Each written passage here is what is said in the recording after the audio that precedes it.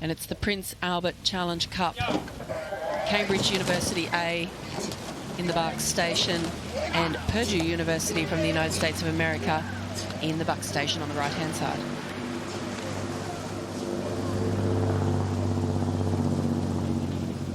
Yeah, Cambridge, all 5 of this crew were in the winning Goldie boat from the, of course, the boat race series that happened a little earlier in the year, around April. Of course, Cambridge winning on the men's and women's side again. At the moment, looking like they've come out pretty quick against Purdue University, who are the second-ranked crew from that university this year, and Brendan Doherty in this boat is actually team president for Purdue University rowing, but at the moment he's unable to spare his crew on. Cambridge leading by about a length already, and probably one of the favourites for this event, actually, looking at the draw and the way it's played out. I think they'll fancy themselves to have a pretty good run in the Prince Albert Challenge Cup. Yeah, just struggling with a little bit of timing there, the Purdue University club. I'm not sure if they're just struggling a little bit with the conditions or if they're just not really moving well together, but it is Cambridge University A crew in the Bark Station.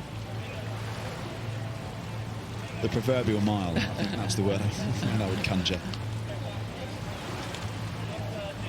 Complete control of this race.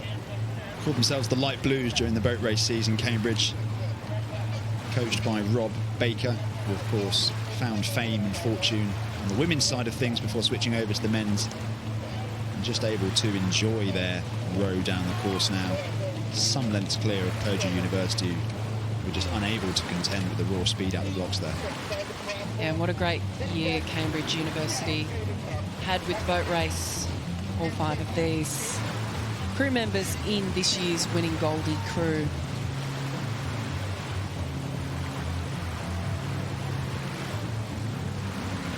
We typically don't see that many of the blue boat rowers taking part in Henley Regatta. I mean, they're in exams at the moment. I was over in Oxford with my crew.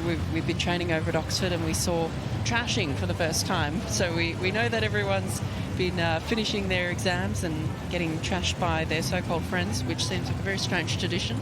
But I think the focus has really been on study for a lot of those Oxford and Cambridge students. Yeah, that's exactly it. I follow the boat race quite closely, and you put so much time and effort into competing for a blue on that famous championship course in the Tideway. And you've got to remember, these athletes are not just world-class athletes, they're also world-class academics. They're studying at 2 of the foremost universities in the world. And I think after the boat race, probably their parents or their friends are saying to them, look, just take some time out of rowing, try and study for your exams and pass, and sort of move on into out of the sphere of academics. And although Goldie doing a great job here and enjoying their sort of row down the course, I think we tend to see the blue boat athletes either move on to the under-23 setup, which I think we see a couple of those rowing for the likes of Leander and Cambridge and Oxford a bit later this week, but most of them tend to just take some time out and try and enjoy their life a little bit. Yeah, and they look really good. Yeah, the Cambridge crew in the stroke seat. It's Jonty Page, Tom Strodewick behind him, Rob Harris in the 2 seat, and Hugo Durwood in the bow seat. A young crew, the 2 in the bow, 20 years of age, the 2 in the stroke seat and 3 seat, 21 years of age. Charlie Marcus is the coxswain. But wow, look at that lead. Their rate's right down. They're having absolutely no challenges this afternoon, but rowing very nicely, although I guess when you're that far ahead and rating down low, it is perhaps easier to do that with the pressure off a little bit. But be really interested to see how this crew progresses through the week, because I really like what they're doing here.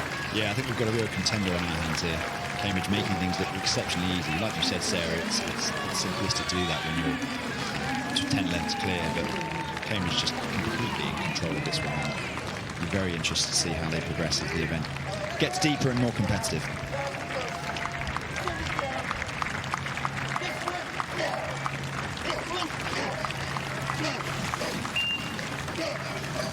Crossing the line there, looking very strong, and as you say, Tom, one of the contenders for the Prince Albert Challenge Cup. It is Cambridge University A, and getting knocked out is Purdue University from the United States of America.